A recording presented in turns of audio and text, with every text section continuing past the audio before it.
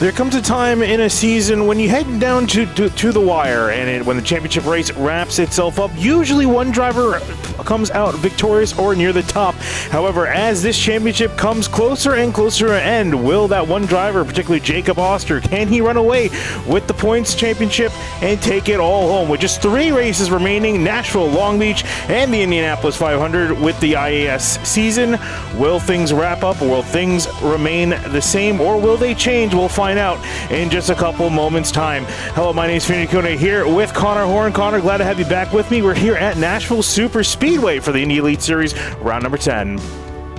Yeah, here round number 10, season coming down to the wire, and with it, we got a new racetrack to go to in the Indy Elite Series. This series, to my recollection, has never came to this track before, kind of new to the service. A track built in 2001, a one and a third mile racetrack, concrete surface, not a lot of banking, not a lot of grip either, and a very hot surface. It'll make things interesting for drivers coming here for the very first time. A lot of drivers doing a lot of learning and practice.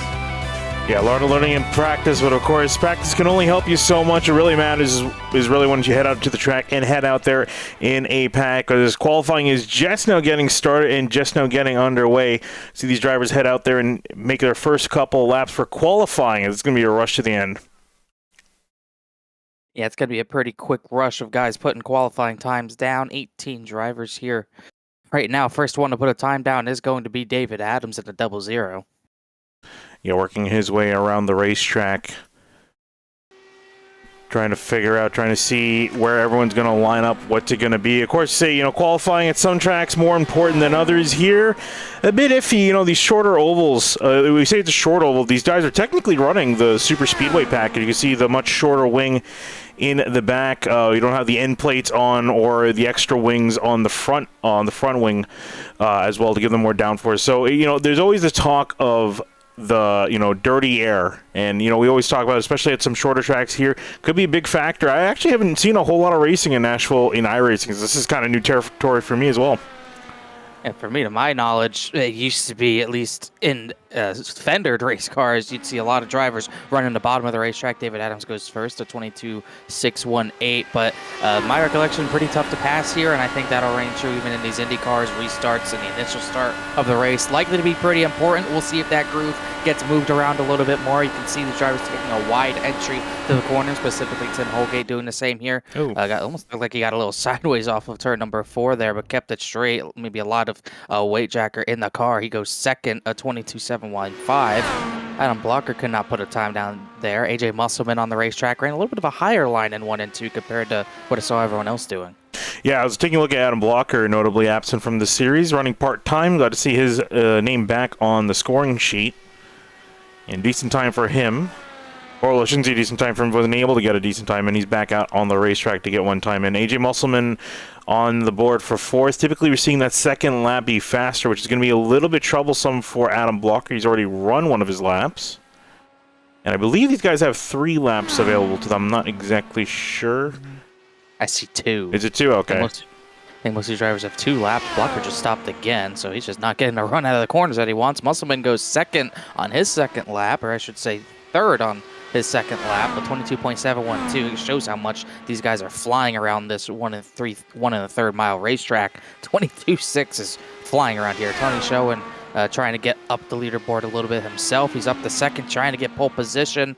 He's going to have to beat Jacob Oster, the series points leader, though. He ran a 22.579. Schoen can't quite match that. Can't quite match it, and he's going to be in a third. Decent time. He's been pretty good in qualifying. A lot more drivers out there on the racetrack getting times in. Andreas Ike in 6th at the moment, the 76. Everyone waiting for the last possible second for the track to be as cool as possible. Ike across the line for him, and he will end up in 1st with over 0.2 of a second to Oster. Great time for him. Yeah, a great lap for Ike. I mean, part-time himself, but still 14th in points for some pretty good finishes, top 10 in all but one of the races he's ran. And that is a monster lap compared to literally everyone else. No one has even come close to touching that. We'll see. Maybe Jason Brophy can, as looked like Jesper Orman came second, just barely second in front of Jacob Oster. And looks like they shut it down there. Brophy, this is his first lap. Adam Blocker also trying to get his one and only lap in.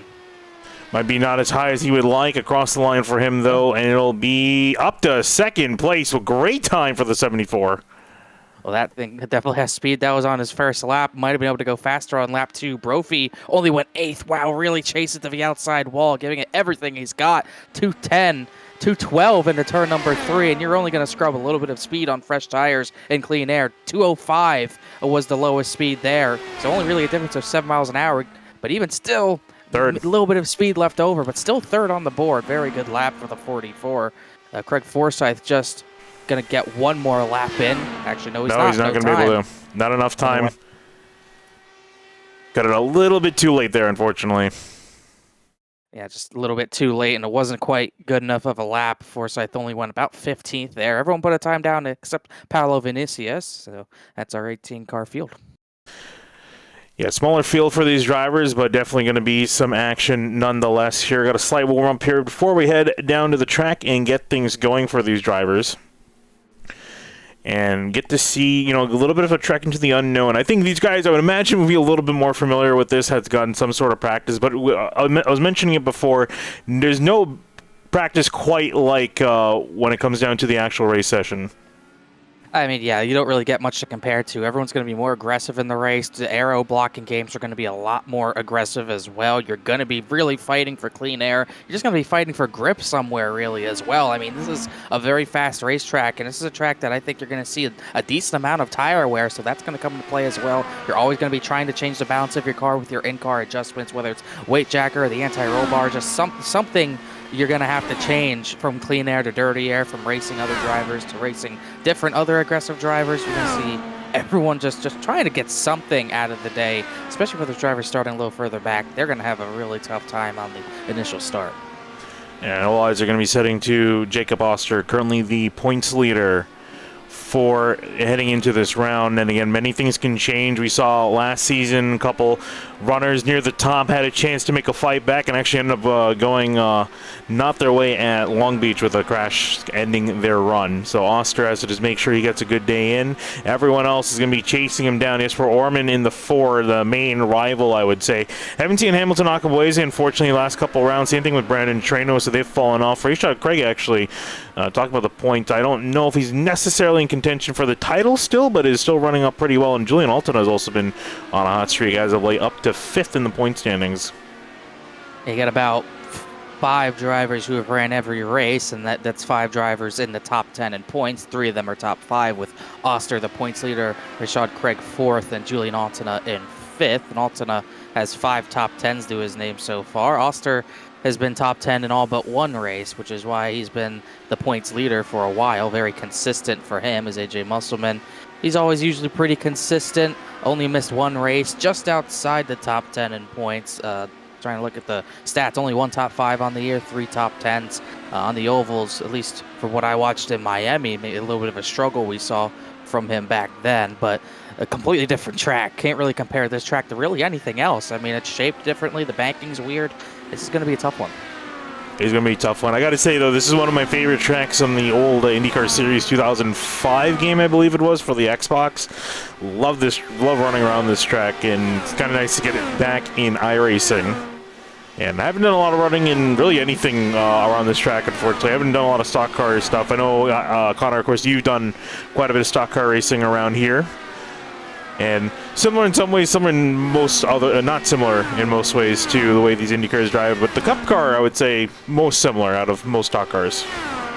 I would suppose so. It almost races kind of like a big short track with how slow you are in the corners in a stock car. But it's just going to be a completely different beast. You're really not scrubbing too much speed in Q trim, but in race trim, it's definitely going to be a different story. We're seeing speeds up to 212 in the turn number 1. And I saw Andreas Hike bring it down to about maybe 185 in turns 1 and 2. He only brought it down to maybe 193 in 3 and 4. So that's just in clean air. These drivers are still having to crack the throttle and maybe change their weight a little bit to move around the track a little bit. Although you're still seeing majority of drivers practicing just getting to that yellow line with a little bit of a bigger arc. Ooh. And you're going to be really pushing the limits of that outside wall. That apron, I don't know if that's going to be in play or not, but we definitely saw drivers running it in qualifying. Ooh. Also got to be careful on pit entry. That wasn't even close by Joe Branch. If we get things like pit stops, he'll be aware of that.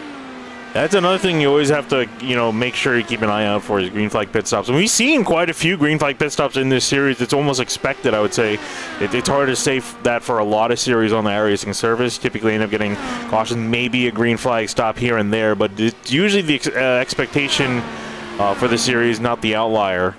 So you want to make sure you get that practice down because it's so easy to throw a race away. You build up a run, you do everything right, and it all gets thrown away, messing up that entrance to pit road. You get that black flag that ruins you. Here's Jacob Oster, a really good run down the pit lane, very smooth. Yeah, that's how he's going to win championships, just not making mistakes. If he wins this title, it's because of that. He really hasn't made any this season, and if we have that pit stop, that's something he's going to have to make sure he nails for sure. If he just, really at this point, 85-point lead coming in tonight, he just needs to just keep the car on track for the last few races of the season. Tonight, Long Beach in a week, and then the end of the month of April with the Indy 500. Just got to get to the finish line, and he should be good. That is the main thing, Of course, we always say to finish first, you must first finish. So it's just a matter of consistency for a lot of the drivers up near the top of the order. But we shall see. We've seen many upsets earlier on in the season, in the middle of the season, and now kind of heading into this final bit, everything's starting to simmer down. But we never know; it could pile up to a boil depending on how things go down here, potentially here, starting off at Nashville. But let's waste no time here. We'll get through your starting lineup here in just a second. Starting on pole position, it's going to be Andreas Eick with a fantastic time in the 76 machine. Next to him, Adam Blocker going to be lined up in P2 in the 74. Then row number 2, another pair of fast drivers, Jason Brophy, great lap into 44 car alongside him, Jesper Orman, really the last driver in contention for the title, but 85 points back, starting 4th. Moving on back to row number 3, it's going to be Jacob Oster, points leader heading to tonight, needs a decent finish. He's going to be starting off in 16th from that starting, and on to David Adams, 6th. He's going to be lined up in the 00 machine. Tony Schoen in the number 31 will start 7th. Mark Murphy, the number 69, Delara IR18, be in the 8th position. Moving on back one more spot, back to 9th is going to be Andrew Wood in the number 64 machine. Next to him, Rashad Craig, rounding out your top 10 in the 21 car. 11th position, AJ Musselman, the 54, a little further back than he would want to be. Tim Holgate, who's usually pretty fast at these types of tracks, will start back at 12th. Moving on back another row, Joe Branch going to line up in 13th in the 28 machine. Next to him, Andrew Marquez, 63, lined up in 14th. 15th position, Craig Forsyth in the 99, didn't get that second lap in. He'll start 15th. Pedro Blebo in the 3 will start 16th. And moving on back one more row, 17th, Julian Alta will be lined up in the number 11 machine. And rounding out your field of 18 drivers, it'll be the 42, Paulo Vinicius, rounding out the field. It's going to be a pretty quick pace lap, so you're going to have to deal with cold tires a little bit into turn number 1 as well. Clear skies, pretty hot track temp, but that will come down. It is a little bit later in the day. Maybe we see the lights come on. I don't know if it's that late, but it's still going to be a pretty slick track. It's going to be slick, cold tires, hot track. Drivers going to have to manage that out the first couple circuits they had around here at Nashville. Round number 10, getting ready to go. Andreas Eick leading the field down. Pace car, left-hand turn off the pit lane, and the acceleration is on. We are green here at Nashville.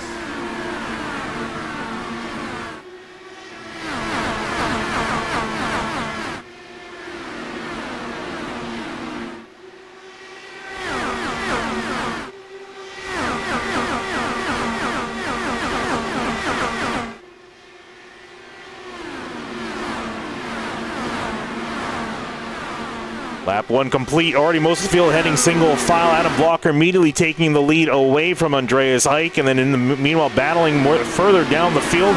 See a move around the outside. David Adams around Mark Murphy for position.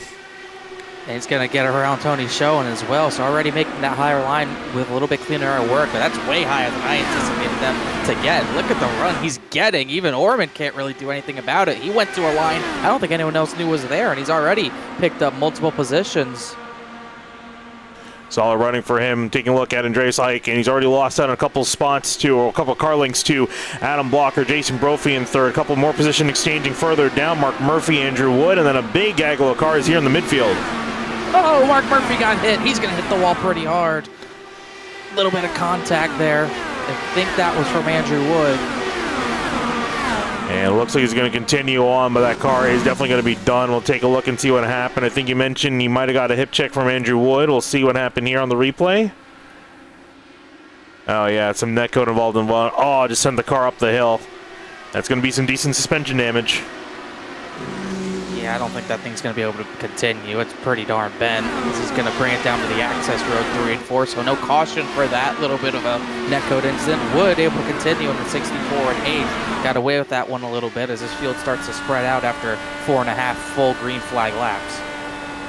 Jacob Oster riding in 6th place, 1 spot down, but again, just doing what he needs to do. Just needs to have a nice, calm day in the office. Got Tony Schau and Andrew Wood behind him, but so far, so good for the 16. Potentially could try to catch up to David Adams and Orman. David Adams is on a really solid run. I almost want to say maybe too good of a run-up, but he has a bit of an internet issue there.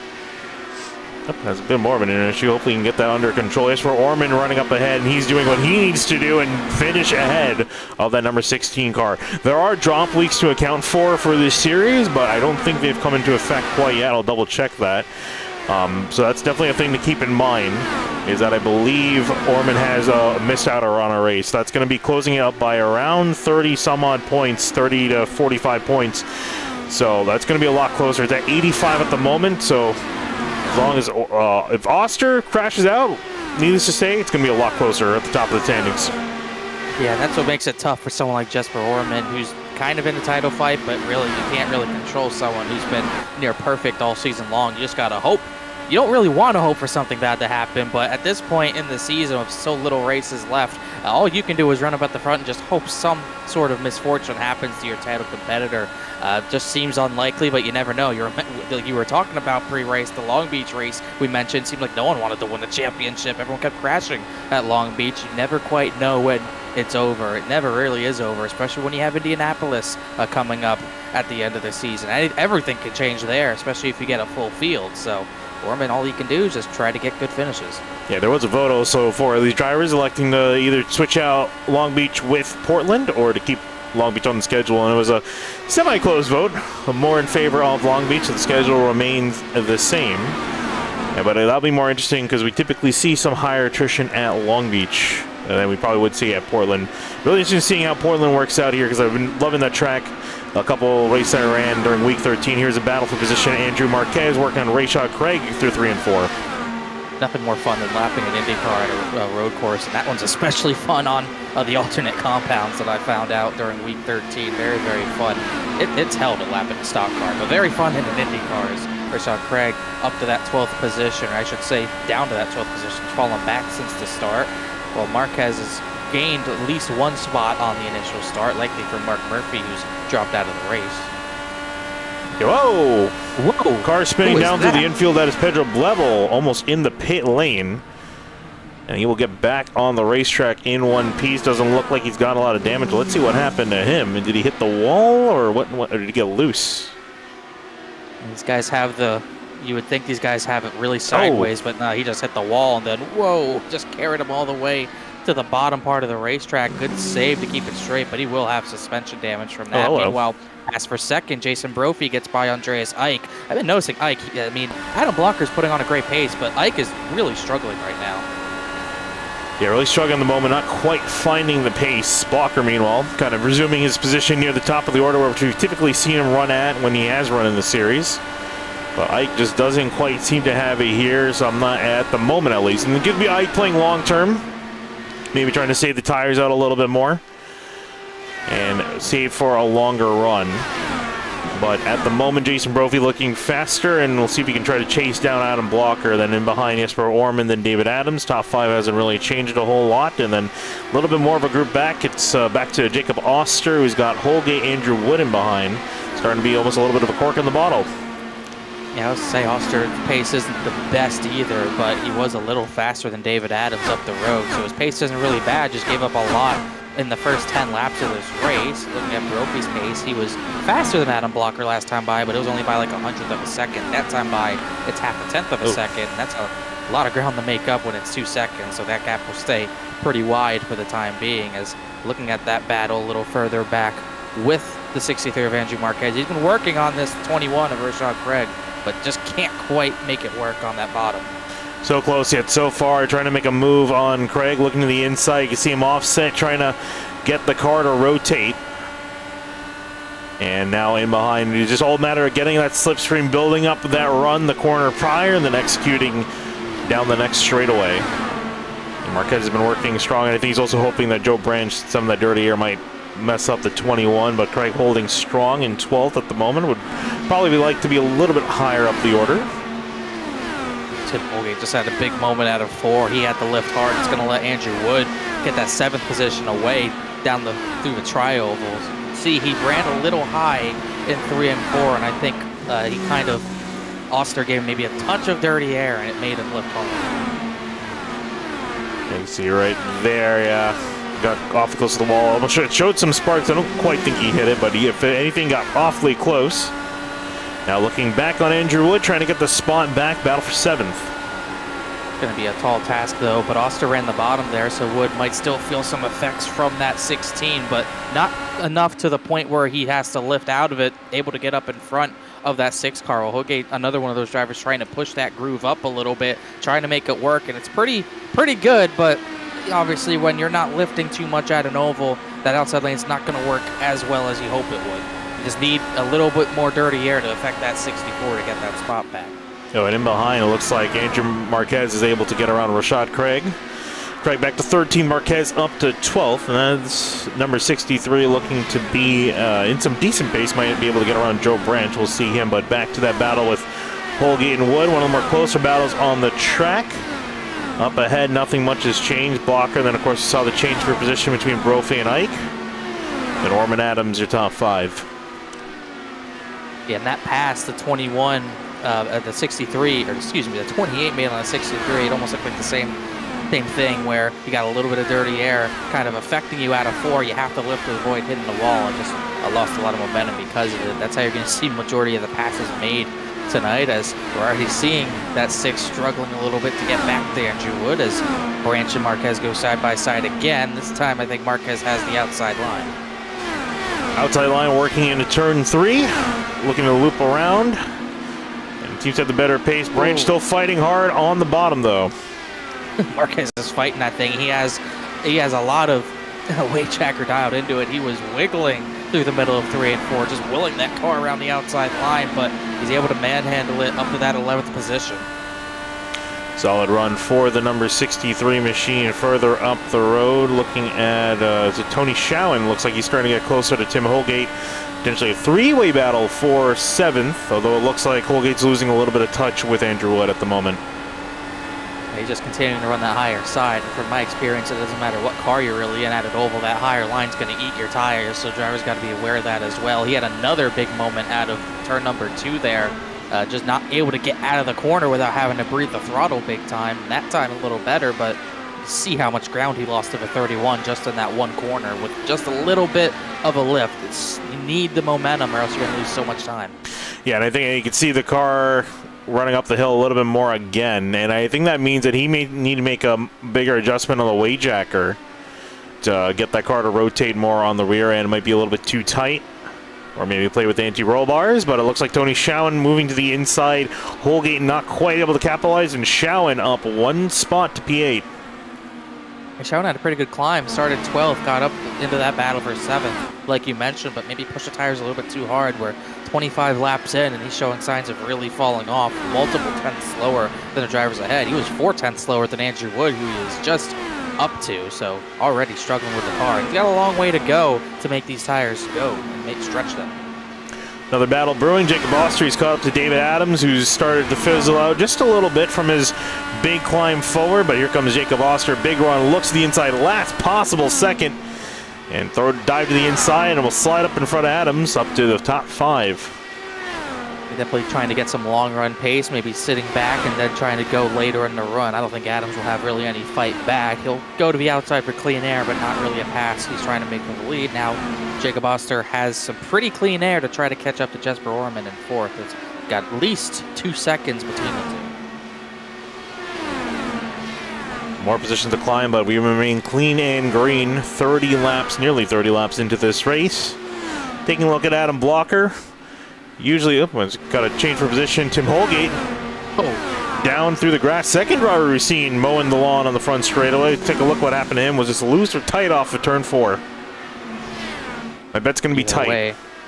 Either way, they're going to have to replace the grass. He's gotten it Oh, back. no, loose. Oh, no, that's loose. You can That see, screams to me he tried making an adjustment, and it was too much.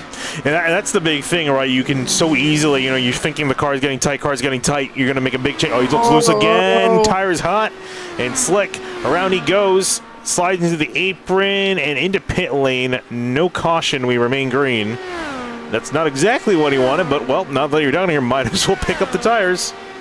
Yeah, at this point, you might as well. We'll see if he parks it or actually decides to continue. I don't know if he'll get an unsafe pit entry for that, but he already slid. He's trying to go back full send the next time down in there, and he just, obviously, the tires are wound, and he doesn't have grip. He did a good job. He never fully spun.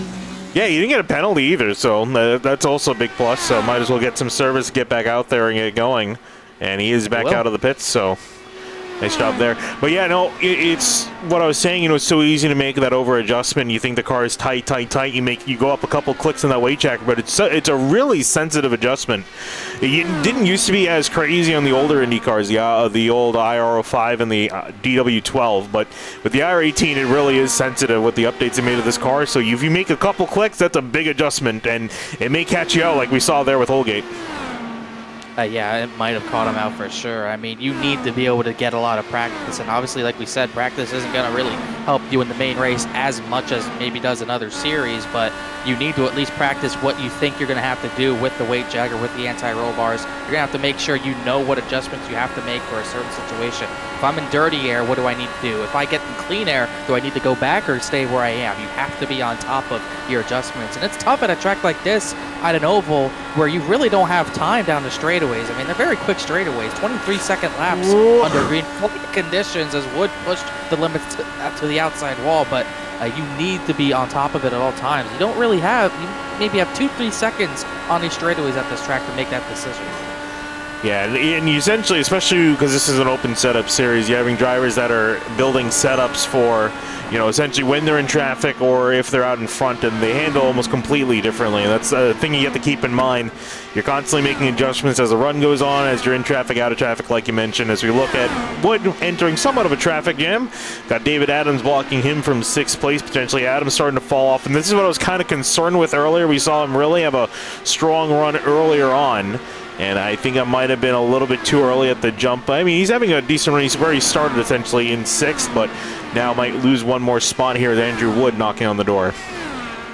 You're still seeing him kind of run a little further up the racetrack on some ends of the track. He'll go back to the bottom, but 64 also went to the bottom there and just lost all that time. But he'll gain it all back in the draft so much faster, maybe a little more trimmed out with the 64, and it's working right now. That time he goes to the higher line, just trying to get around David Adams' dirty air, but just a little bit too tough to make that pass quite yet. He needs to get a little bit closer, maybe wait on a mistake, as Adams, you could see him on entry kind of cheating up the racetrack, making sure he can block the air as best he possibly can to keep that driver behind him right now. Taking a look at Adam Blocker here and there. It's been a quiet day for him so far. Typically what we see out of the number 74, just gets up here, kicks everyone's butt, goes home. So solid run for Adam Blocker, no real trouble. But as of note, Jason Brophy has closed the gap down. I think when he made the pass on Andreas Ike, it was about 2 seconds of a gap. Gap's now down to 1.2 seconds. So this race, this is far from over. Brophy's making inroads, and even last lap alone, 23.598 for Brophy. For Blocker, 23.654. Not a lot, but these small, he's making small dents into that lead, and he'll add up by the end. Yeah, and this is only his second start of the season, and he has not won it. He has 3 wins. Brophy does in this series. He hasn't won since January of last year, but definitely for the few starts he's made this season, he's having a pretty good run so far. He was as far back as 2.1 seconds after he got the second position, and he's definitely got the better car right now. Just a matter of can he keep gaining and making inroads on the 74 once he gets a little bit closer to the wake of the rear of that car. He gained once again there. It's almost within a second. Very fast 44 car.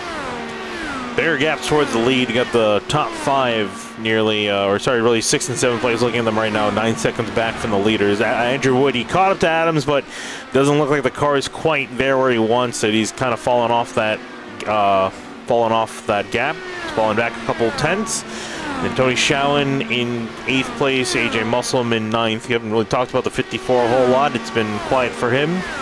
11th to 9th, and it's kind of stayed there. Andrew Marquette's been on a decent climb forward. I think one of the biggest movers this race he is about +4. Yeah, with these ovals, it's tough to make passes. So 4 positions, that's a darn good job for him to get those positions. We saw him working the outside. We saw him manhandling it through 3 and 4, kind of wiggling a little bit. And it's still, to me, looking at the front tires, he's kind of fighting that 63 a little bit. But I think in every profession, loses fast, and he's making it work right now. So he doesn't have the cleanest of air because he does have Tim Holgate right in front of him, maybe messing him up a little bit, but nothing intentional there. It's all racing, all fine and good. But good run through the field so far for him. Yeah, Holgate still, I think, is that Holgate up ahead? Oh, pit stop. Yeah, it was Holgate up ahead. David Adams is in. That's from about 6th. It's the first pit stop of the day. I was kind of wondering when these guys are going to come on down. Unfortunately, didn't have time to check out fuel mileage. I was thinking, so either they're going to have to be 2 stop or 1 stop. 1 stop will be lap 70, which I feel like is stretching this tank a little bit too far. So I would think that they're only going to have to make 2 stops, and that pretty much is right on time to come on down. Lap 45. It's a little early if you're too... it's not really too early. You're pretty much in the window right there. But we'll see who tries to blink first at the front of the field. If I had to guess, if it's a 2-stop, Adam Blocker will come in as soon as he starts feeling dirty air from the back of Paolo Vinicius, because he's not too far away from getting to the back of the 42. And that gap is pretty much down to 1 second. As a matter of fact, into 1, it's 9/10 of a second. Now he has David Adams coming out right in front of him. This is going to kind of hurt him a little bit here. Yeah, he's not going to get a chance to pit unless he wants to bring it down right here, which I don't think he will. That's going to really hurt him.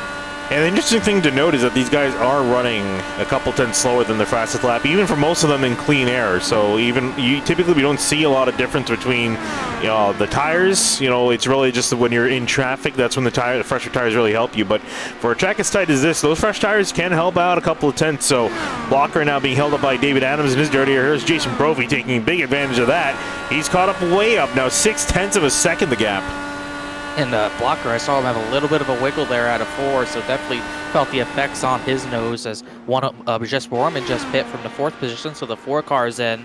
I would say the fall-off's obviously minimal. If you could make it to 70, you're going to go to 70, but I don't think that's going to be possible. Everyone just trying to stretch it out. You don't want to be caught by that yellow because you'll go almost 2 laps down pitting under green. Pedro Glebel comes down the pit lane that time by. 16 of Jacob Oster, points leader, stays out. But this is going to be a slow trickle of drivers down. And there is, some, obviously with when it comes to fuel saving, Musselman coming on down as well, as you mentioned. There are some tricks in the toolbox. Greg Forsyth almost missed it. He went through the grass. Altana's in, Blocker is in, race leader's in. So this is everyone pretty much. Oh, we saw him walk up on the banking, cut on the grass. That is a legal pit entry. I don't know if it is. He's got a penalty. He does? Oh, never mind. Scratch that. Is there a commitment line beforehand? I mean, he got inside the cone, but there's got to be some sort of penalty for the pit entrance. Maybe speeding. Could be. Marquez in, Branch in. Here comes Andreas Ike in. Brophy's going to go as long as he wants to, though. He likes to clean air, I suppose, and he's going to try to get fresher tire as well. It makes sense. He's so fast on the long run, it seemed. Get fresher tires, and you can just chase Adam Blocker back down, maybe. Yeah, that tire difference is definitely going to help out, I would think. So we'll see him. He's looking quick the entire run and not going to extend it too far. Go a little bit. Whoa, struggles a little bit to get it slowed down, but we'll have a decent entry. Jacob Oster coming off the banking as well. That was probably one of the best pit entries we've seen all race long. Andrew Wood will now remain out on the track. I was going to mention, as far as fuel saving, these drivers have a couple tricks in the toolbox, mainly the fuel mapping. They can go down really between 5. So typically they keep it in on map 1. That's giving you full power during the duration of the race. But if you want to save, you got option 2, map 2, 3, 4, and 5 to work with. I believe 5, if I'm not mistaken, is really for under caution. You're not supposed to really use it during the race. But if you really need to save fuel, you can.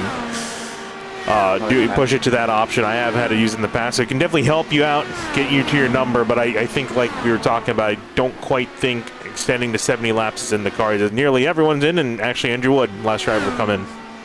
Yeah, so he's going to split it almost like 50-50-40 towards the end of this race, while everyone else kind of pit more on sequence in the lap 42 to 48 range, as this will cycle everything out back to Adam Blocker, who's now about 3 seconds ahead of Jason Brophy. So even though he pit a lot of laps earlier, he's got not, fresher tires, not that much bigger of a gap. He extended it by 2 seconds, but he does have lap traffic in between the two. He's got 3 cars in between him, actually. So that is what was important for the 74. So Blocker out ahead, and you can see further up the road.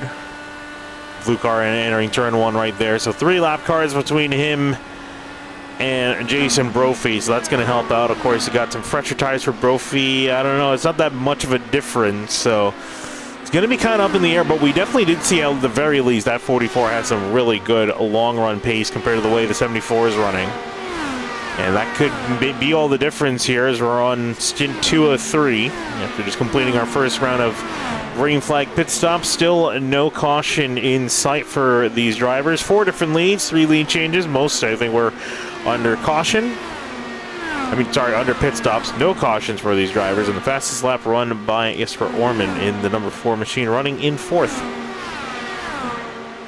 He ran that lap actually after he came out. That's what might be the only time in the 22-second bracket during the race trim, a 22.988, as he just had it sounded like he had a big slide, but it didn't look that bad. But very, very fast, just a lot further back from Adam Blocker than he probably wants to be. But he is in range of Andreas Ike. I was about to say, he has caught up to 3rd place Andreas Ike in the 76, so could put him possibly on the podium.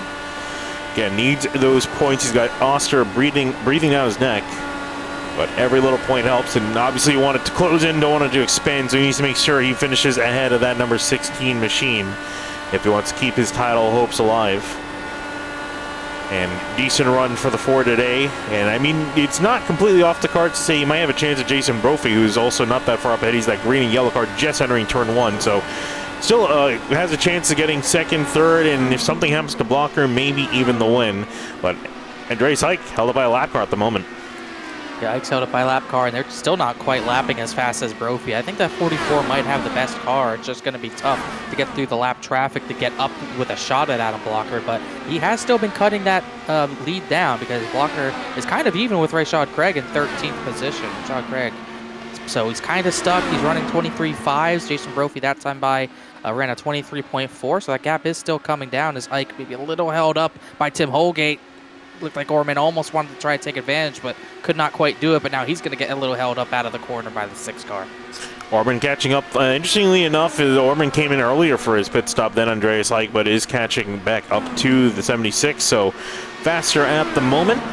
Both of them, I should say Andreas Ike back in clean air, so we'll see if he can manage or expand that lead back out just a little bit. Jason Brophy, he's brought that gap down for 2 seconds and change, back down to essentially 2 seconds, so he's catching back up to Adam Blocker.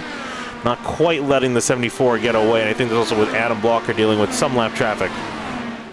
Yeah, but the 44 is also dealing with the same thing. He's pretty close to Pedro Blebel. He's much closer to him than Blocker is to Craig, but just still a lot faster. That's going to hurt him, though, getting the nose chopped in the center of the corner, really having to mess up his center corner speed. So can't imagine he gained that much. A 5.6 from Blocker, and it was a 6.7 from Brophy. So once he got that close to a 3, he started to be really held up now, and the inroads he was making is now kind of getting nullified. This is a tough thing, managing lap traffic on these longer green flag runs, but it comes with the territory and part of racing, especially in the IndyCar Series. As we look back at Orman and Ike, close, I want to say getting closer as well, but last time they land, their lap times were within 0.003 of a second of each other, so it's kind of remaining equal at the moment. And behind, you got Oster by Tim Holgate. He's not faster than those 2 up ahead, at least not last lap he was. Kind of just running his own race, maybe not wanting to battle, but definitely not winning speed for the 16 right now. Not race winning speed, but like we said, just finishing would give him championship speed in general. As just watching Brophy, he's to the inside of Pedro Blebel, trying to get a little bit better, cleaner air on the nose before he can go after Paolo Vinicius, but it's just proving to be tough. And this is why short pitting for Adam Blocker was so important, to get in front of those 2 other lap cars. And it's paying off right now because he's getting all of that track position back right now. Yeah, and there's definitely a trade-off. Is it worth the extra tire life? Maybe, maybe not. But typically when you do that, you want a bigger gap between yourself and a competitor. 2 laps is not that much, and especially with the risk of traffic. definitely not going to play out, especially as Brophy looks like he's going to have to work really hard for this, and I'm sure he's probably getting a little bit annoyed with Pedro Blevel. I saw him key up on the mic. I didn't hear what he said, but I can't imagine. I'd be pretty frustrated too, and I think Pedro Blevel got the message. He gets out of the way, so I think Jason Brophy definitely let him know that he was not happy with getting held up. In his right to do, but definitely a little aggressive, and we'll see if Brophy can make quicker work of Vinicius, as Adam Blocker, he's got 2 lap cars ahead of him. He's got Altona and Craig, who are in a battle for 12th position. After that, he has some cleaner air. If he could just get by these two, that's going to be tough, as they're going to go to battle for 12th. Yeah, because this is a battle for position, so they're definitely not going to be letting up. It's their own battle to fight, and like you said, they have every right to do so. It's the leader's responsibility to make the pass and make it clean.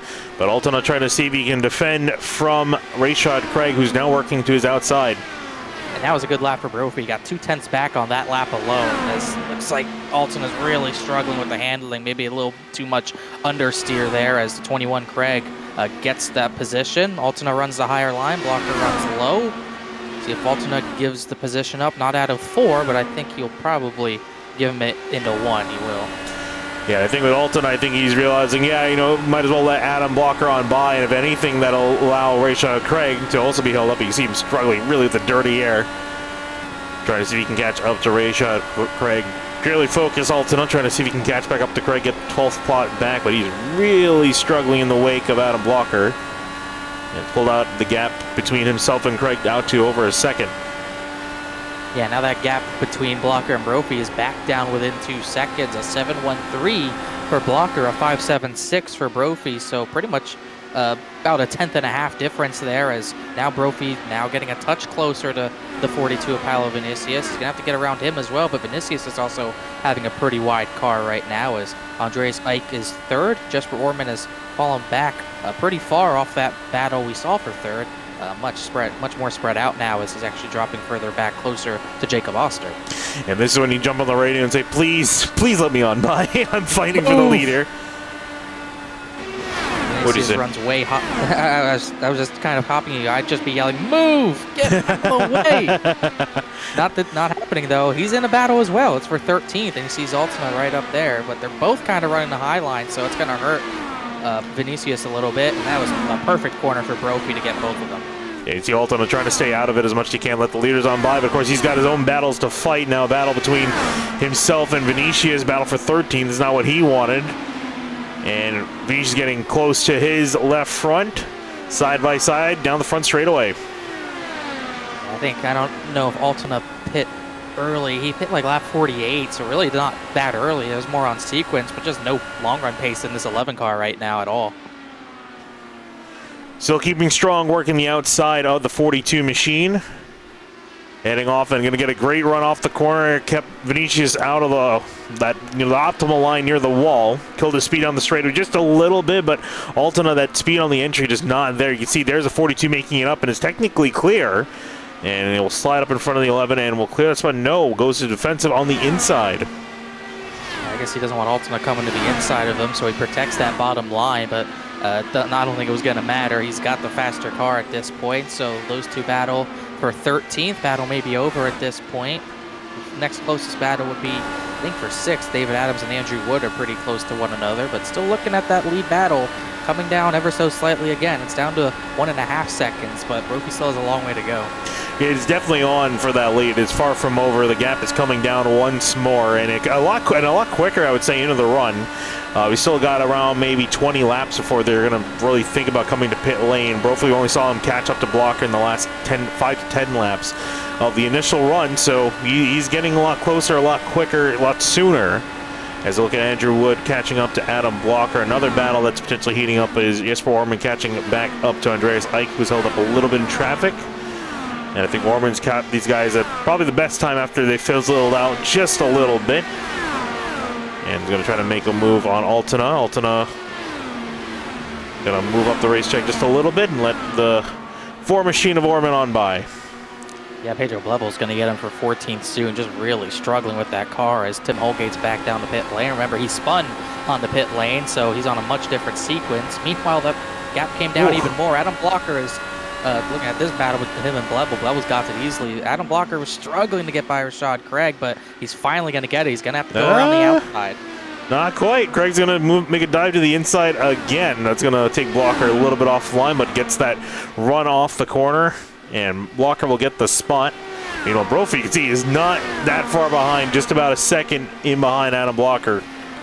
And I'm interested to see what the strategy is going to be on the next set of pit stops. If he wants to go around and get the fresher tires towards the end, as here comes a 6 back on track. That's actually probably going to hurt the 44 a little bit more. We'll see if the 6 maybe can pass Adam Blocker possibly with the fresher tires. But I think just overcutting is the way to go when the races, when you got no fall off like this. You want to overcut, but I would understand if Jason Brophy tried to maybe pull a fast one and just short pit on Adam Blocker. It's going to be interesting when we get to that point. Oh, they almost made contact for that. Holgate trying to get one of his 3 back. He will. That was aggressive. Yeah, well, Holgate wants to keep in this in case the caution comes out, so he's still got something to fight for, and I think Blocker just was not expecting the run that he would get off the corner with those fresher tires, but that just shows how much fresher the rubber is, that he's able to get around the fastest car on the track pretty easily just out of the pits. There's Jason Brophy on by Craig, who puts up much less of a fight because he's not the leader. Typically what we see, in 8/10 the gap now. And that would drive the leader crazy. I mean, every time. That's always how it goes. You got to fight the leader as hard as you can. Stay on the lead lap. You don't want to have to take a wave or get stuck a lap down. But, you know, the second place gets me. No, you can go. I'm already a lap. You can go. It's so infuriating in any form of racing. And Adam Blocker just experienced it firsthand. Now the race is on. It's really a race to pit road, I think. These drivers pit, both of them mainly around lap 49 for Blocker. Jason Brophy went about 2 laps longer than that. So at that rate, we're probably about 20 laps away. Closing in on pit stops, closing in the race distance. We're over halfway. Didn't really cover it because that's some interesting battles here in the middle part of this race. Still far from over, and the lead closing in every single lap. A couple hundreds here, a couple hundreds there. So this race on, there's Adam Blocker just up the road riding aboard with Jason Brophy, who's been chasing him down since the drop of the green flag. Started in 3rd for Brophy and 2nd at the moment, looking to see if he can get 1st place away. And that battle also further down the order between David Adams and Andrew Wood also starting to heat up. 5-10 separating these 2 drivers. Everyone else mostly common separated. We've had 2 retirements so far this race. Mark Murphy, Craig Forsythe. I believe Forsythe retired after the penalty he had coming down a pit lane. And Mark Murphy, we saw he got damage on, if not the opening lap, lap 2. That took him out, unfortunately. And there's Joe Branch getting work around him. Haven't talked about Joe Branch a lot, but a decent day for him in 11th. But we'll go 1 lap down. And sandwich between the leaders. And now they got really clean air after they both get by Joe Branch. Until pit stops, they're going to be pretty much on their own, as we haven't really seen this in a while since they came down the pit. So Brophy's going to have to work around Joe Branch, who's been patiently running that bottom line. As you can see, Brophy thought he might give him the bottom. Wasn't the case.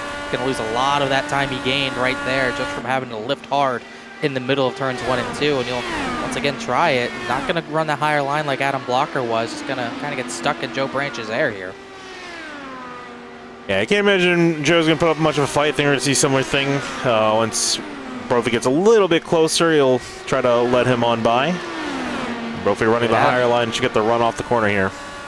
David Adams, first one to blink. He was pretty much the first one to pit the last time, too, so he's in lap 86. And Branch is holding his ground here. And I think he's going to let him on the outside down here into turn 1. And actually, Brophy lost a decent amount of time. They went from around 0.6 of a second down to 1.4. He lost a lot of time around Joe Branch. Yeah, and that gives Adam Blocker the room he probably needs to be able to get that gap back opened again on the next set of pit stops. But I'm just wondering if he wants to run as long as possible just so Jason Brophy doesn't get the tire advantage. I think the only way Brophy wins this race is if he gets either he gets in front of Blocker short pitting by a lot, or he goes long and gets the pressure tires and chases him down. I think all Adam Blocker has to do here is just play a little bit of strategic defense on pit road, and he should be in a good spot. Yeah, you can see as I'm going to the blimp cam, Blocker's coming to the line right now.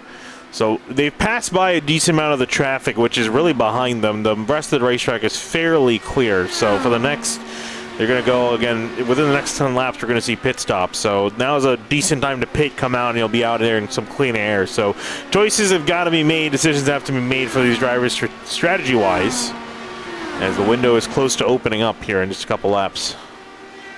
Yeah, definitely Brophy getting ready to see majority of the rest of the drivers come down. A battle for third. I mean, it's not really a battle, but third, fourth, and fifth are at least within kind of 2 seconds of each other. You got Ike alone. Orman's just been steadily dropping back to Jacob Oster, but Oster not close enough to make any sort of move right now in that dirty air. We got Andrew Woods 6th, Showing 7th. And we've still got plenty of other drivers on the lead lap as well. Musselman and Marquez as just Orman's coming to pit. Orman's coming to pit. And I think he was one of the first drivers to come down in the last sequence, if I'm not mistaken. I think he was like second or third. So he came in early last time. He'll come in early this time, and I think that's going to open the floodgates here. Now that he's down on pit lane, does Oster or Ike respond as the driver's immediately fighting him for position? Here they work through 3 and 4. Yeah, here Ike's coming. Ike coming on down. Oster will stay out. Okay, if you're going to get past, you got to do something different. So I like the call. Adam Blocker and Brophy remain, meanwhile, out on the racetrack. Brophy struggling to actually catch back up. Yeah, he actually lost another 10th that previous time by, so I would not be surprised if trying to get through all that lap traffic really hurt his tires badly. Now Blocker's back in clean air. He ran a 5.55. Brophy was a touch faster that time, but the tire advantage seems to be pretty much non-existent now. I'm just wondering, does Brophy do the same strategy? Does he decide to come in later? Maybe decide to switch it up, come in early, and force Blocker's hand? Kind of showing in. Musselman's in this time as well. Here comes Jacob Oster from third. Points leader down on pit lane. Ooh, a little bit of a lockup. Needs to make sure. No! And this is what I was talking about. You can't make mistakes. Cut it in a little bit too hard. That is going to cost him dearly. That's going to put him outside the top 10 almost certainly. Oh, Just having man. to stay back that much. Joe Branch is in from 7th, but talking about it, no need. Absolutely unforced error. When you're in the lead by as much as you are in the points, that drives you crazy. You had no reason to do that. And it's going to lose him so many spots. And as Julian Alton is in, Marquez is in, it's just an unforced error, and that opens the door maybe a little bit. It opens the door quite a bit, potentially. You know, it's going to be another race way down the order. And, you know, the way the points are skewed, it's very top-heavy for the top few finishing positions. And, of course, Orman looking to easily gain a spot. He's going to be at least 4th. He was ahead of Oster coming in, so you should remain in 4th once the cycle's out. If he can get past Ike, could be up in 3rd. That's a podium spot and a lot of points to his name. So Oster left the race. He's not even going to bother get back on track. Yeah, he's probably kicking himself for that because he knows how much that's going to cost him. We'll take a look. Actually, I want to take a look and to see the pit road entry for him.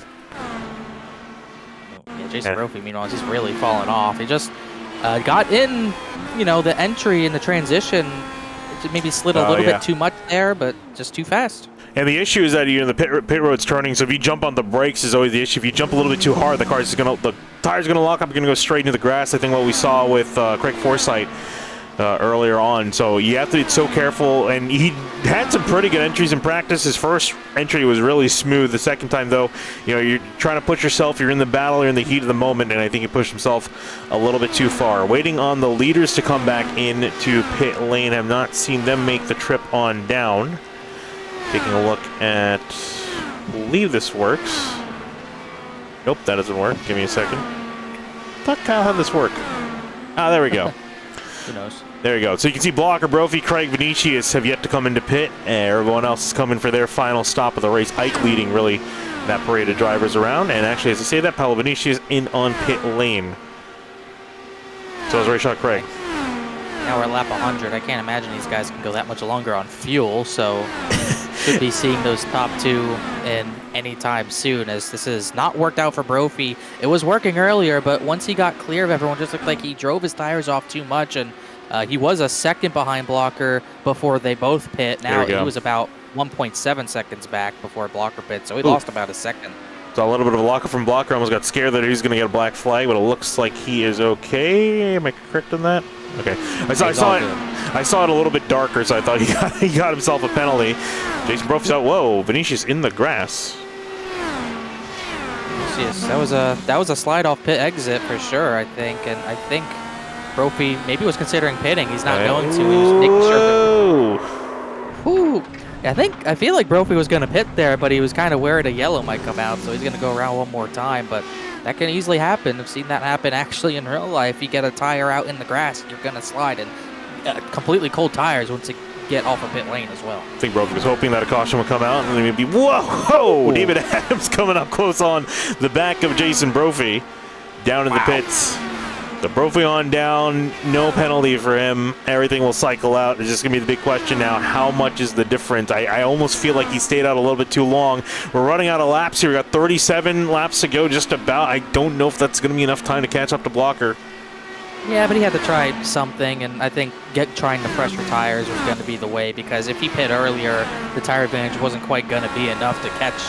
The tire advantage on undercutting wouldn't have been enough. Adam Blocker would have just shut it down, and I think it would have been race over. So I think this is the move he pretty much had to make. He's off pit lane.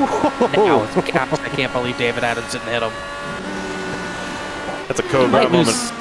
He might lose second to Jesper Orman. Here comes Orman around turns number 1 and 2. He's gonna lose the second position. And this is exactly what Orman wanted. This is exactly what Oster does not want. Orman getting in some fantastic points here. Not only is he around Andreas Ike, he's around Jason Brophy as well. Everything's looking up for Jesper Orman at the moment. Of course, Brophy is out of the pits, and he's got 13-lap fresher tires, so we'll see if this stands. Brophy, I imagine, is going to fight hard for tooth and nail. He's going to have to get him as soon as possible if he wants any shot at Adam Blocker for sure. This Blocker is at least going to have to get through some other lap traffic. He's going to have to pass Altena, Marquez, Vinicius, and Musselman. They got him all lined up down the front straightaway. So if he wants a shot, he's got to hustle, and he obviously has a tire advantage. I don't think Orman's going to be able to fight too hard for this. Brophy working to the outside of Jesper Orman. And around he goes, back up to second place, which is what we were expecting. But Orman, I imagine, would try to fight as much as he can. That's a difference of 5 points. 60 points for the race winner, 50 for second, 45 for third, 42 for fourth, and 40 for fifth. That's how they play out for the top 5. So big swings near the top few positions. Of course, I don't think Orman's got the car at the moment to fight, at least for second place. Back to third, though. I'm sure he's a very happy man with the way this is working out.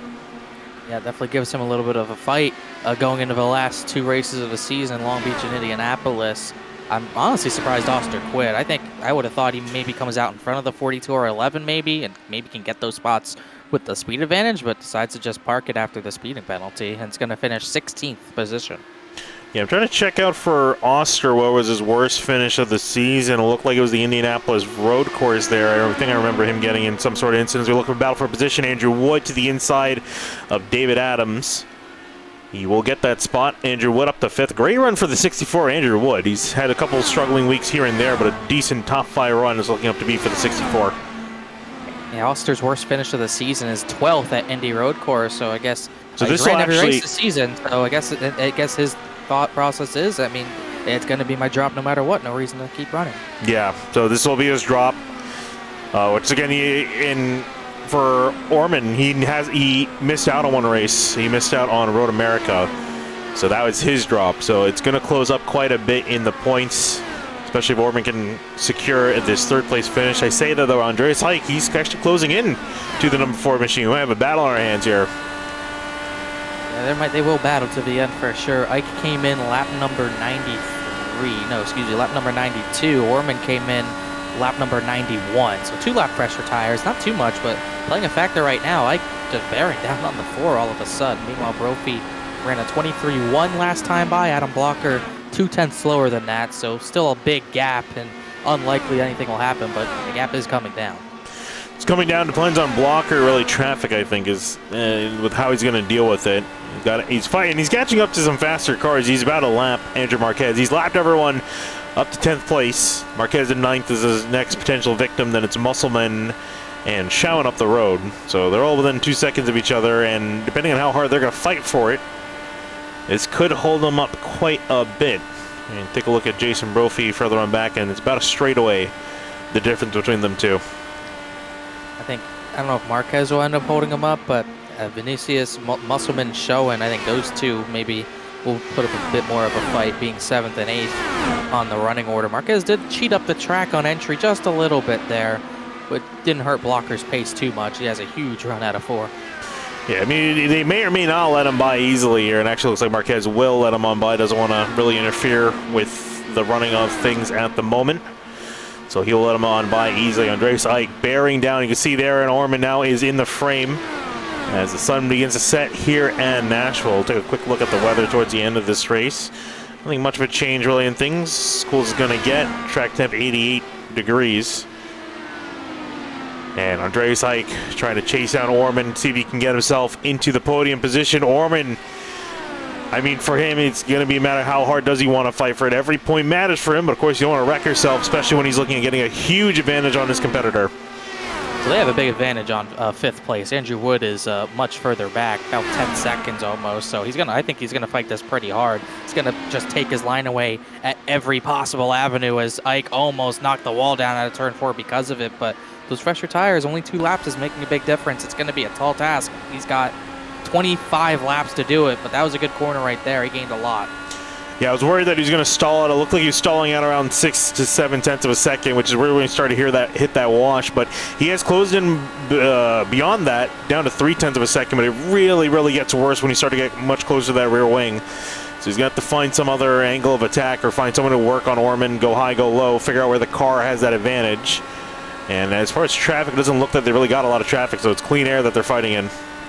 Yeah, they'll catch Julian Alton probably at some point, but not anytime soon. Even behind them, there's a battle a lap down. Rashad Craig, Joe Branch are pretty close to each other for positions. Kind of a same deal.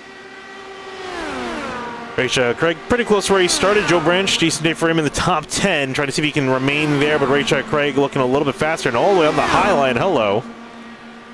He's trying anything possible for sure. It's the highest we've seen anyone run since really the first lap. We have not really seen that groove widen out at all, which is not too surprising, but he's trying to widen out late in this race, running way up the outside.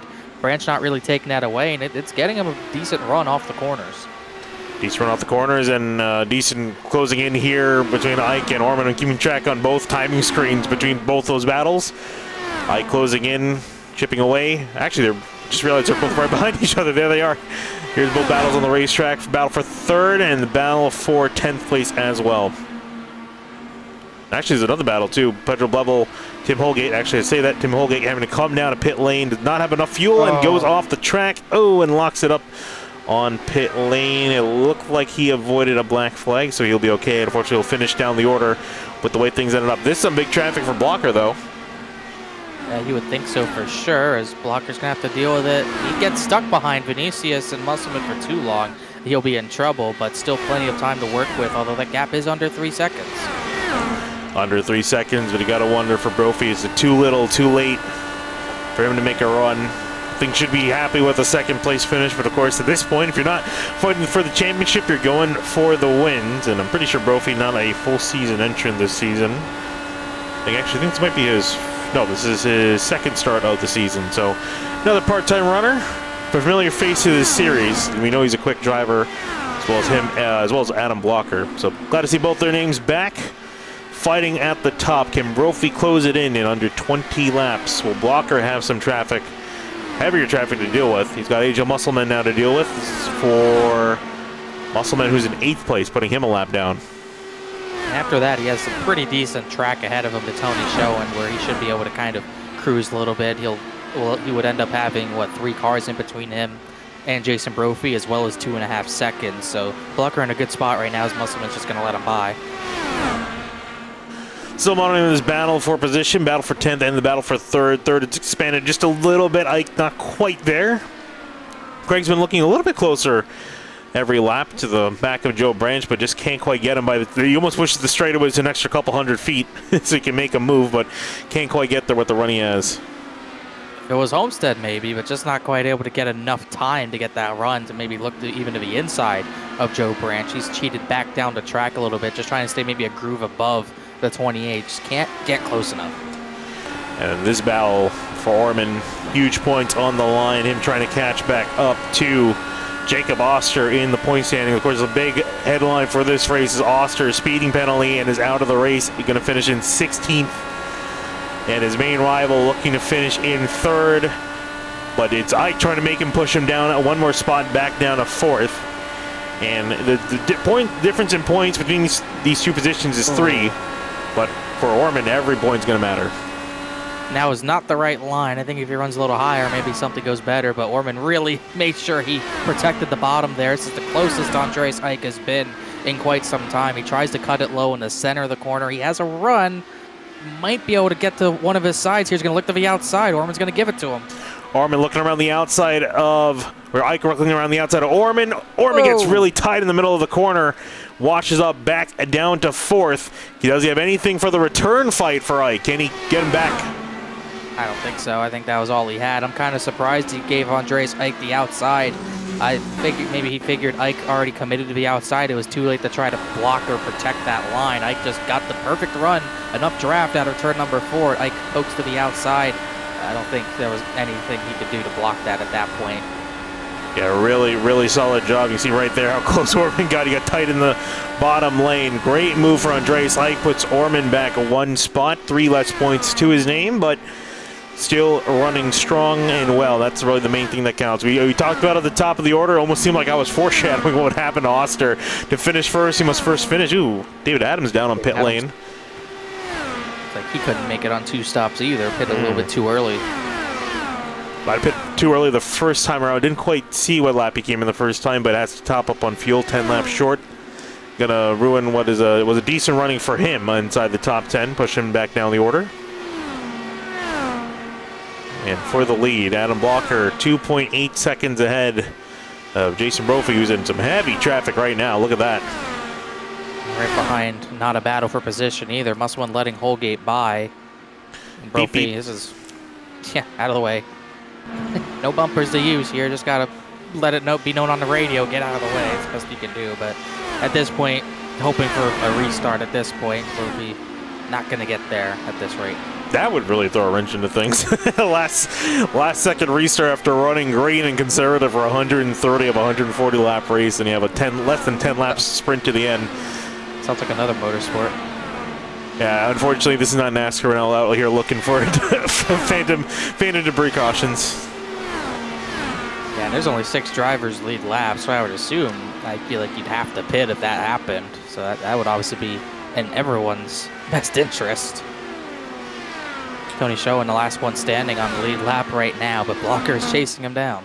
Actually, great running for Tony Schowen as well. A couple of drivers I had some poor results than we typically see them doing. Schowen had some particularly bad luck this season, it seems, but should he hang on, 6th place just outside the top 5, and even Andrew Wood, a solid top 5 finish for him. I think he's going to be proud of that. Had some poor luck in the last couple of weeks of competition, so decent finish for him. Did everything he needed to. Quiet day for a lot of these drivers. Form decent running in 4th, Ike in 3rd. A decent climb back forward. Lost the lead. Never quite got it back, but pretty much stayed in the top 3 all day, so can't really ask for anything better than that.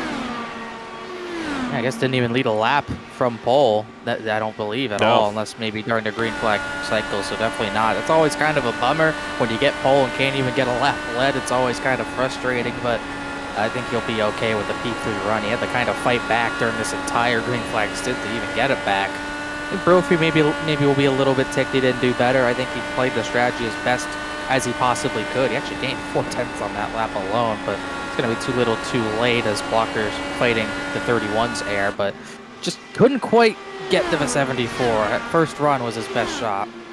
Yeah, also want to take a look at just how big the gaps are at this point in the race. Here they come to the start finish. There's a Blocker. There's Jason Brophy. And you got to wait quite a while till we get to Andreas Ike. And he is gapped just Orman by already like 5 seconds. And there's Ike coming on by, and then waiting a little bit more. There is Orman, and there's Andrew Wood that just came by as well. So big gaps between a lot of these. There's Tony Schowen, and then there's finally Adam Blocker once more. 5 laps to go, 3 laps to go now. As Adam Blocker is working his way around the track. He's led nearly every lap this race. Over 130 laps will be led in his name on top of the standings. And what a return to form for him. Would be, I believe, 3rd on the all-time wins list. No need to worry about a restart that time. So might have hit the wall back there. Oh. I think it was Paolo Vinicius. It looked like he had a loss of momentum, but no restarts happening today. Looking for win number 7 for Blocker. Yeah, Blocker is doing everything he needs to get done. A fantastic driver. And he's going to be seeing one of his favorite flags here, white flag in the air. This race is going to be finishing under green as Blocker works his way through turns 1 and 2. Been competing on a part-time schedule this season. Just out there collecting wins to his name. Has not collected a win in his first 3 starts of the season. Finished second, finished third, and 24th. But this time, as he comes out of turn 4, another win to his name. Adam Blocker will take it home here at Nashville. Brophy got within 2.2, just not enough time. Andreas Ike's going to be third. He'll be on the other step of the podium. Adam Ford now finally getting there. But what a drive for Adam Blocker. I mean, got the lead, never looked back, and was very patient and methodical through the lap traffic that they had to deal with this entire run. Entirely green flag race, had some incidents, but he did a great job. Great job, textbook, everything you can ask for. And at the end of the day, led 133 laps. I think that's pretty much as dominant of a performance you can want. And for Adam Blocker, I'm going to burn it down here on the front straightaway here at Nashville. And as he enjoys a well-earned celebration, let's head through your finishing order here. Adam Blocker, of course, taking the win. Jason Brophy chasing him down for the entire race. Comes up a little bit short, a couple seconds in second place. Then Andreas Ike, a solid run back, able to pass Orman in the last couple laps for securing third place. Orman back to fourth. Andrew Wood, a solid top 5 as we covered early. Schauen, a solid earned top 6. Then 8. Level 11th, had a few hiccups there, but still got a pretty decent finish. David Adams, 12th place, having to make an extra pit stop. Julian did not have his came in today, I believe, around 5th in the point standings, so not the finish he wanted in 13th. Tim Holgate had to slide very early on, could not recover. 14th for him. Paolo Benicius 15th. Obviously the big story, Jacob Oster's speed and penalty ended up taking him out of the race. This will end up being his drop week for the season, his worst finish of the season. 16th, Craig Forsyth also left the race after he got a speed and penalty in 17th. And Mark Murphy, really the only big crash of the race, didn't bring out a yellow. Dead last, 18th position for him. Yeah, and it's always, you know, it's funny. It almost seemed like I was foreshadowing what would happen earlier on in the race at the beginning. I was mentioning because it always ends up happening. You get into this lull, you feel like you know who's going to come away with it, but then it's just that last wrench into things that really messes things up. And for Orman, this is the worst possible scenario. A speeding penalty, out of the running, back in 16th place. So he's got to really get down to business because Orman's coming. He's got the pace. Hasn't had some of the finishes and also missed out on that one race earlier in the season, but he's breathing down his neck now in these heading into these final 2 races. Yeah, no doubt about it. He has got a battle on his hands, especially like we were talking about going to Long Beach. He is going to have a fight on his hands, and that's not a track you want to have to be consistent at, because you can lose it in a hurry. We saw it the last time we went there. Anything can happen in 51 laps at that track. Obviously, everything's going to happen when we go to Indianapolis. You're not going to be safe at any point in these last 2 races of the season, so he just opened up a big battle on his hands. Yeah, absolutely. Waiting to see if we can talk to any one of the drivers that finished in the top 3. And here we go. Got Adam Blocker waiting in line. Take a chance to talk to him. Never quite got close to you. I mean, it was interesting the whole race. I mean, I had to definitely drive because there was portions of the race where Jason was quite a bit faster than me. I knew we were going to qualify well. I was happy to out-qualify Jason. And then I just got a good start through 1 and 2 there on Andreas and got that moved on immediately. And even though I was trying to look after my tires, I wasn't doing that great of a job because I was definitely falling off toward the end of the stints. But there were definitely portions of the race where I was just being patient and not like forcing things and trying to, you know, get by lap cars immediately just to try to save tires. And we also had to manage fuel during the race as well. So just trying to do all that so that the last stint I could have a shorter stint and not really have to worry about tires or fuel much. Yeah, well, it's definitely well earned. You made it look easy, essentially, as everyone was trying to chase you down. No one quite got past you after the initial start. You know, talking with the last couple races of the season, I know you're running part-time. Can we expect to see you for Long Beach or Indianapolis? Indianapolis should be there. I need to look up what day the Long Beach race is, but no, it's next weekend. Okay, I don't think I'll be at Long Beach, but I should be able to make Indy. So yeah, that's always a fun race, and you know, it'll be kind of fun to be a part of. Well, fun and you know, mixed feelings to send this league off for its final race, but yeah, should be good. All right, Blocker. Well, glad to hear from you again, and of course, at the top of the order, thanks for talking to us, and best of luck. Yeah, I just want to thank everybody over at Powerslide for you know, the good setup, all the work we put in for pro and everything carried over to this. So yeah, I just want to thank them for that, and thank the league admins for all the work they've put in over the years. It's been a great league to compete in, and thank you all for covering the series. I'm sure it'll be a great broadcast to watch back. Yeah, absolutely. Thanks for talking to us, Adam. Yep, see ya. All right, with that, I'll wrap up talking to Adam Blocker. We'll talk to Jason Brophy, the man chasing him down. Jason, we saw you work hard all race long, chasing down Adam Blocker. Unfortunately, you were just a little bit short. You looked very close there a couple of times, especially, I think, in the middle of the second stint, but never got quite back close to him in the final stint. To walk us through how your race went. Yeah, I did a good job in the first stint of taking care of my tires, and I was gaining on him, but a little too conservative on the pit entries. I have a bit of a history, so didn't want to overdo it. Came out pretty far back and then killed my tires on the second run a little too much. I think my tires were in better shape than Adam, but the balance was way off relative to him. He ran a little looser, and I think I should have followed up. But, you know, it's fine. I would have preferred longer runs, but that's what you get with this. I mean, we had green flag runs, don't get me wrong, but I think I especially at this track, I seem to excel on the long run, so bigger fuel tanks, stuff like that, I'd have had a better time. But no, I think Adam drove well. Nothing I didn't have a great Q run, and then I didn't have a great Q run. I qualified third. I shouldn't act like that, but just never got in position. He didn't make a mistake. I needed one. Yeah, and just wanted to ask you too, looking back, obviously hindsight's 2020, do you think it was better off trying to make the overcut work, or maybe would you felt like undercutting him would have gotten you a little bit more of an advantage? I think if I really wanted to gamble on chasing the win, I probably needed to undercut by 8. Like the full as much as I could have. But it's one of those, I don't like it. I'm happy with second. He's a teammate. I'm going to race him hard, but I'm not going to sit here and throw away my race and, potentially bury myself in 7th by undercutting when it's unnecessary, because I'd have been trapped a lap down, then I have to take the wave. And so it's one of those, I thought about it, and I don't know that I would have held him off, right? Tires, like 7-lap difference in tires makes a big difference. Like you saw it with Jesper there at the end. I'm guessing he also underfueled. But you see him, I came out side by side with him when I pit, and I finished 15 seconds in front of him. I do think he had to save a bit of fuel or something, but the tires do dig here a bit, and it's really handling based. You really have to be precise with your line, and so I think I'd have been. He probably would have gotten me either way, because then I get the traffic quicker, and yeah. All right, well, Jason, solid second place finish, a decent run. You saw you push hard all race long. But it's still solid second place. Thanks for talking to us. Thank you. Alrighty.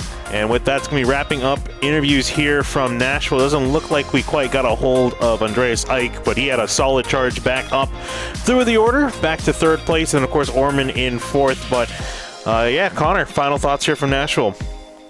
Very fun when a race goes green. It was a lot of fun. I enjoyed different strategies. Obviously, everyone was on a two-stop for the most part, but I thought Brophy had the better car, but Adam Blocker was just consistent enough through traffic to be able to keep that gap, extend that gap to the next set of pit stops, and that was really the difference. That middle stint of the race, I think was what really decided it, because I thought Brophy had the fresher tires. He just struggled a little bit too much through that traffic, and Blocker had just enough to get the victory, and should be the last two races of the season. Should be exciting. Jacob Oster kind of opened the door a little bit. It's up to Jesper Orman to kind of kick it open the last 2 weeks.